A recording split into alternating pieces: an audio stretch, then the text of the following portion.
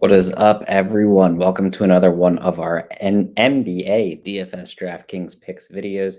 This time for Thursday, December 9th. Almost messed up that intro, but we reeled it back in. We have a smaller three-game slate, not all that much to go over. We will go over the injury news, breakdown position by position. As always, same spiel here.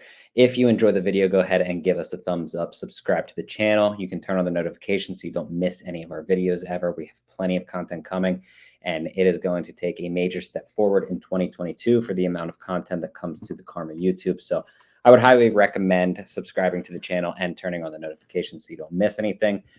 You can comment anything that you want below, ask any questions on the slate, whatever you want. I will be in throughout the day to answer them to the best of my abilities.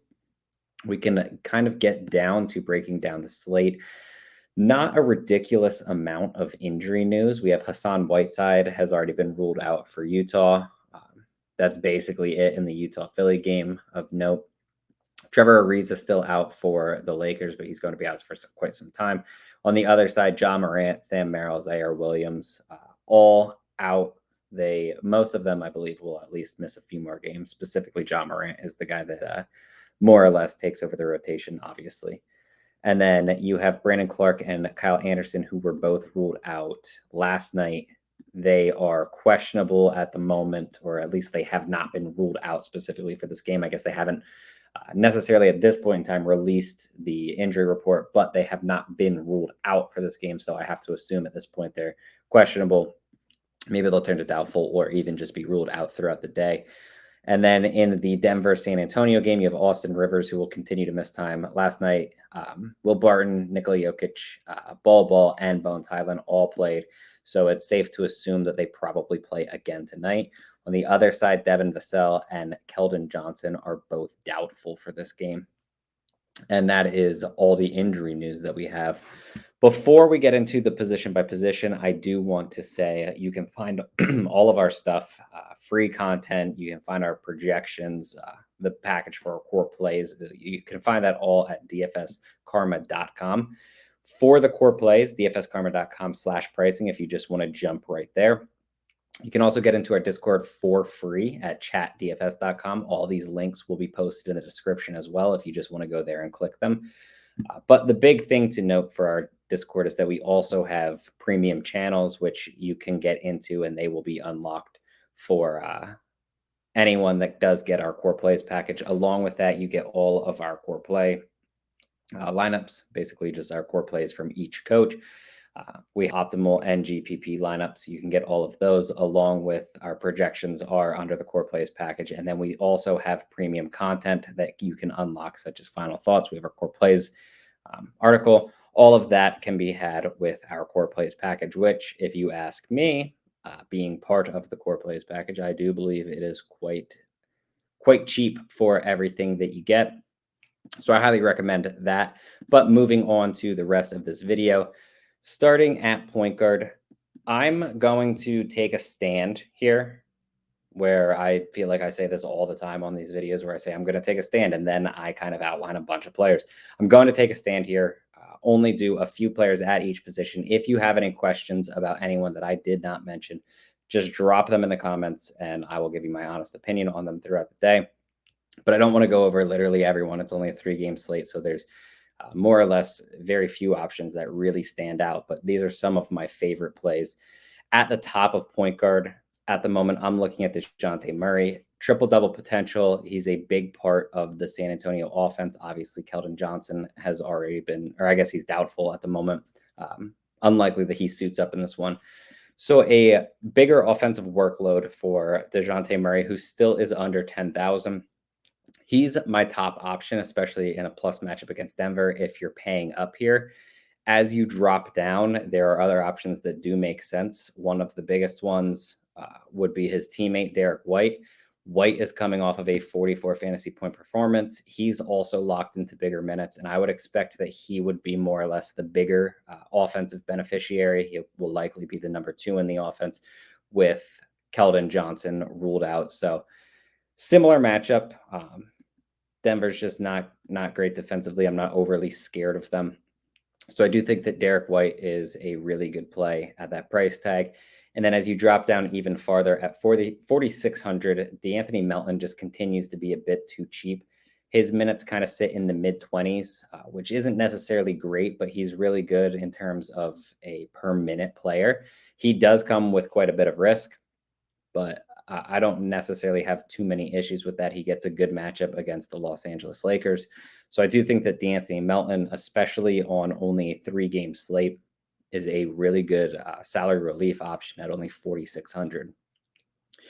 Moving to shooting guard, you have Donovan Mitchell at the top. I think that he's a completely fine option. I'm not overly concerned about Philly's defense. I know that they're obviously better with Joel Embiid back and everything, but they haven't been dominant against shooting guards, and obviously Donovan Mitchell comes with plenty of upside. I do, at this point, slightly prefer Desmond Bane, who has really stepped his game up with Ja Morant out. He's now scored 40-plus fantasy points in each of his last 2 and gets a matchup against the Lakers, which obviously I do believe is a relatively solid matchup. He's still under 7,000, which is a little bit surprising since he was just priced right under 7,000 and then dropped a pair of 40 fantasy point games. So I do think that Desmond Bane is a bit underpriced, although you are going to have to spend up for him a little bit. As you continue down, I don't necessarily know how cheap I'm looking to get with some of these guys. I think that you can go somewhere more in the mid price with someone like Monte Morris. Obviously, he's getting relatively large minutes for the Denver Nuggets. He's starting at point guard for them. Similar to me not being worried about Denver's defense, I'm also not worried about San Antonio's. So I do think that this is a fine matchup for him. He does come with quite a bit of upside. So Monte Morris at 5,400 is a solid play. It's just I would much rather get up the 900 to someone like Derek White. But I do believe that Morris is in play here. And then as you drop down more, Bones Highland is just a really good per minute fantasy player. He's similar to D'Anthony Melton, does come with quite a bit of risk. He comes with more risk than Melton. But assuming he's getting 20 plus minutes, which I feel like at this point that would make sense for him to continue to do that as a young player for the Denver Nuggets. He comes with 30 plus fantasy point upside, even in that limited time, and he can score fantasy points in a hurry. So I do think that Bones Highland, with very limited options, essentially because it's only 3 games, is going to be one of the better salary relief options. Probably my favorite at shooting guard tonight. Moving to small forward, I think if you want to play LeBron against Memphis, that's completely fine. I probably will end up passing on that. I don't necessarily think that's where I'm going, but I do understand if you want to use him. As you move down, I get a very difficult time predicting Dillon Brooks. Sometimes he doesn't really look to take over the offense. Sometimes he is the focal point of the offense. At 6,200, he's just not priced to his ceiling. He's not really priced to well below his ceiling either. So I do think that he's a really good option, purely for the fact that he does have the ability to completely take over the offense with 20 plus shot attempts.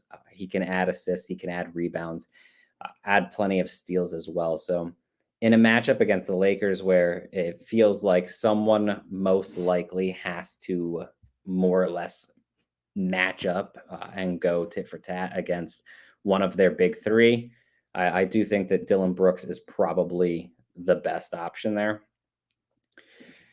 Doug McDermott is probably the guy that sticks out the most down here for only 4,200. I mean, he's been playing relatively well. Now, obviously, Keldon Johnson's out. I don't necessarily know if that gets McDermott more minutes. I think if he catches fire and is shooting very well, they could just leave him in for a few extra. I would have no real issues with that. I think San Antonio would be happy with that type of thing. He played Denver earlier this year, scored less than 10 fantasy points in over 30 minutes. So I'm assuming there's going to be some people that just look at the box scores. They're not going to use him. But, you know, he's going to get plenty of shots. He's been relatively consistent, and he's still only 4K, or I guess he's 4,200 at this point. So I do think that specifically with Devin Vassell and Keldon Johnson out, McDermott is going to have to flash his offense a little bit. And we do know that he does come with plenty of scoring potential. So I feel like he's a really solid option on this slate. At power forward, I do really like Anthony Davis. He's probable. Only 10,000 with the big three for Los Angeles healthy. You kind of get the discount on all three of them. I think LeBron is the most expensive at 10-1. So it's kind of which one of the three goes off or which two of the three go off. Usually we can kind of see that where there's a big three and two of them can find quite a bit of success. One will kind of lay back a little bit for that game and they'll kind of rotate and go around. But I do think that Anthony Davis comes with plenty of upside. He quietly boasts 2020 upside.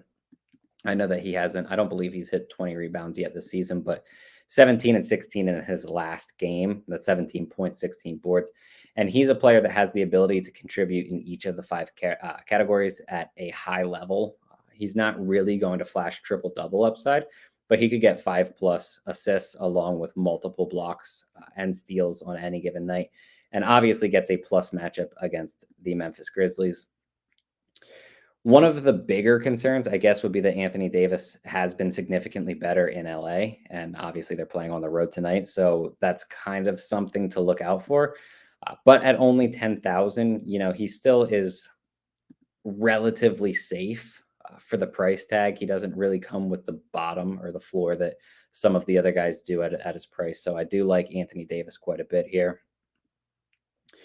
I think that you can.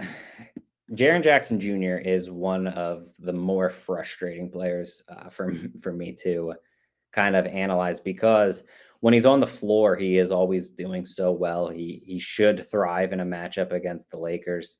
The big problem is the fouls are always in question. The minutes are always in question. I think they should be a little bit more locked in.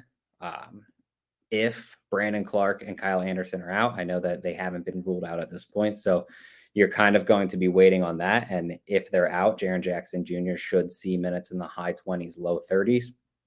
The big problem is he could just very quickly get into foul trouble against someone like Anthony Davis. And then all of a sudden, he finds himself on the bench. So for that reason, he's more of a tournament option for me. I do think that he's at least a viable play, though. If you move down a bit more, Jeff Green's price tag is starting to get up there, but he has been playing well for the Denver Nuggets. I don't necessarily know if I would call him a cash game play specifically at his price tag, but I do think that he's at least viable, more or less in tournaments specifically. So very interesting option because people will probably look at Jeff Green and not want to pay almost 5,000 for him. But if you look at what he's been doing, he's found plenty of success. And then if you drop all the way down to significantly cheaper, the first thing I'll say is I don't necessarily trust Thad Young. In the last game, you barely had Keldon Johnson play. And I'm not sure Thad Young even got on the court in that game. I would need to look into that more. Maybe he was ruled out and I don't quite remember that, I guess. But Xavier Tillman is an interesting option. He comes with quite a bit of upside, even in limited minutes at 3,600. He's only in play once again if Kyle Anderson and Brandon Clark have already been ruled out. If either of those two play, I probably drop Tillman out of my pool. But it's interesting. And at the moment, we kind of need to just acknowledge that he's there. And then J. Michael Green is another guy at only 3,400. He comes with upside. It's 3 games, and you're going to kind of have to pick and choose what you want to do here. So J. Michael Green is at least a guy that you can consider to plug into tournaments. At the top of center, I don't necessarily want to pay 11,000 for Joel Embiid, especially against Rudy Gobert. I would much rather get to Nikola Jokic against Jakob Poeltl and the San Antonio Spurs. I don't believe that Poeltl is going to be able to stick with Jokic and the way that he plays offense. So I do really like that quite a bit. On the other side, though, Poeltl is still only 6,400, and he's just consistently been scoring 30+ fantasy points. He doesn't necessarily have the ridiculous ceiling that some other guys have, but he's super consistent, and it's not like he's really priced himself out at this point. Steven Adams is another guy that's just a bit too cheap. His minutes obviously are up with Kyle Anderson and Brandon Clark out. So that's another guy that we kind of have to wait for some injury news to hit before we make a decision on that. But I do think that Steven Adams is 100% viable. I know he played big minutes against the Lakers early in the season, dropped 40 plus fantasy points. So I do think that he is at least in the conversation. Even if they play realistically, he's in the conversation for only 5,100. And then obviously you have Dwight Howard, who he moved into the starting lineup, but yeah, he's not really locked into the minutes. I think that if Memphis runs Steven Adams, the Lakers could kind of combat that with Dwight Howard. And I wouldn't really be overly shocked if they decide to do that. Questionable tactic, but I do think that it's at least in the realm of possibilities. And at 4,400, Howard only really needs 20 minutes to have the ability to exceed value, even if that's not necessarily the most likely scenario. On 3 games, you're just kind of looking to find the value, find the plays that have a better chance to hit than the ownership is going to project. So a lot of more or less weird plays that we can make tonight, but plenty going on. And we're still just kind of looking at the injury news specifically for Memphis before we can kind of really decide on anything that we want to do. But that breaks down the 3 games, each of the 5 positions relatively well. Not really that much going on with this, but we will be back for a significantly larger Friday slate. The NBA is doing this weird thing where they're going double-digit games on Monday, Wednesday, Friday, and then you only have the 3 games on Tuesday, Thursday. I think this is the only week that really does that, but I'm not 100% sure. I'm sure it will do it in the future. I just mean in the upcoming weeks. So we'll kind of have to see on that end. That's all that I got for you guys, though. Once again, if you enjoyed the video, go ahead and give it a thumbs up. Subscribe to the channel. Ask any questions or anything you have in the comments. You can find all of our stuff, free articles, premium articles, projections, core plays, everything at dfskarma.com. Thanks for watching and good luck tonight.